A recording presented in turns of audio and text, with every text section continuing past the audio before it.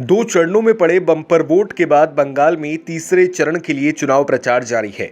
अभी पिछले दो चरणों का पलड़ा किसकी तरफ भारी है, ये अटकलें लगाना बहुत मुश्किल है। लेकिन ममता बनर्जी जिस तरीके से बौखलाई हुई हैं, उसे देखते हुए ये महसूस किया जा सकता है कि पहले दो चरणों का खेला उनके हाथ से निकल चुका है और खुद ममता को इस बात का एहसास भी है। इसलिए पहले दो चरणों में चंडी पाठ करने और गोत्र बताने के बाद दीदी अब वापस अल्पसंख्यकों की शरण में पहुंची हैं और उनसे गुहार लगा रही हैं कि वो अपना वोट बांटे नहीं।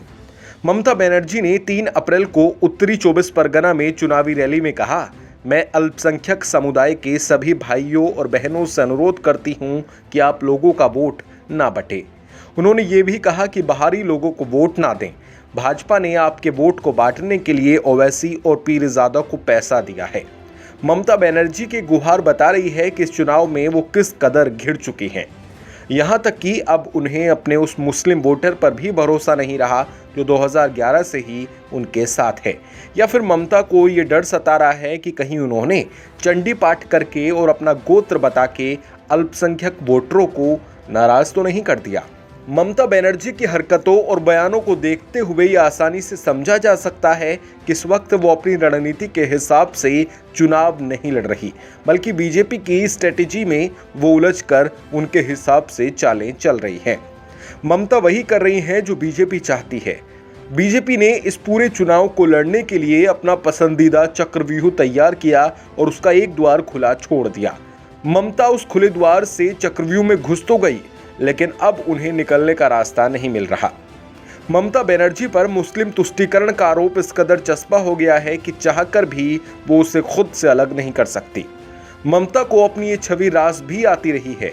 उन्होंने तब तक इस बात की परवाह नहीं की जब तक भाजपा ने राज्य में अपने पांव मजबूत नहीं कर लिए। पिछले 10 सालों से राज्य के 27% मुस्लिम वोट ममता बनर्जी की झोली में पके फलों की तरह गिरते रहे और ममता ने इसकी व्यवस्था भी कर ली कि ये फल आगे भी उनकी झोली में इसी तरह गिरते रहें। राज्य में कांग्रेस खत्म हो चुकी थी, भाजपा का कोई आधार नहीं था।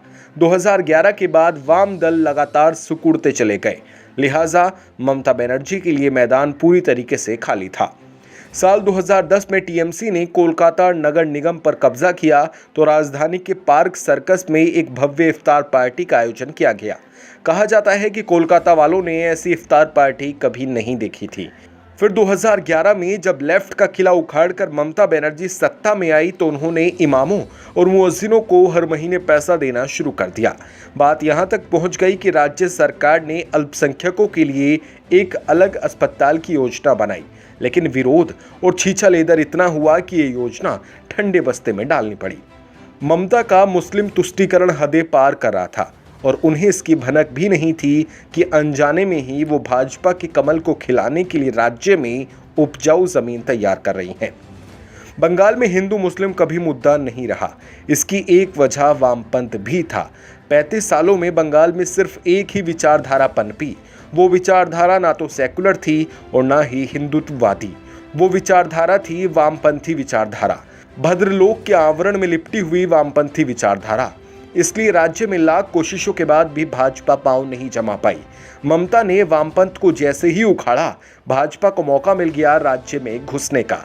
उसके बाद उसे मौके तो खुद ममता बनर्जी ही देने लगी। कभी मुहर्रम जुलूस के लिए दुर्गा प्रतिमा विसर्जन को रोककर, तो कभी सरस्वती पूजा विवाद, तो कभी जय श्री राम से चिढ़कर, तो कभी सीएए और एनआरसी का विरोध करके बांग्लादेशी घुसपैठियों का पक्ष लेके भाजपा ने ममता बनर्जी के मुस्लिम तुष्टीकरण वाली राजनीति पर चौतरफा हमले शुरू किए।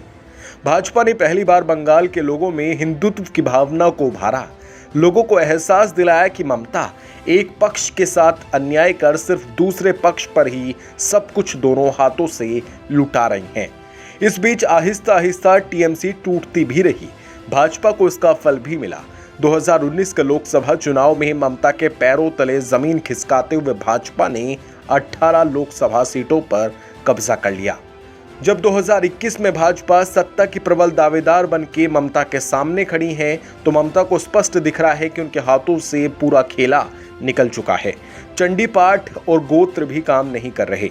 बहुसंख्यक एकजुट हो रहे हैं तो ममता एक बार फिर से अपने अल्पसंख्यक वोटरों के पास पहुंची हैं गुहार लगाने के लिए।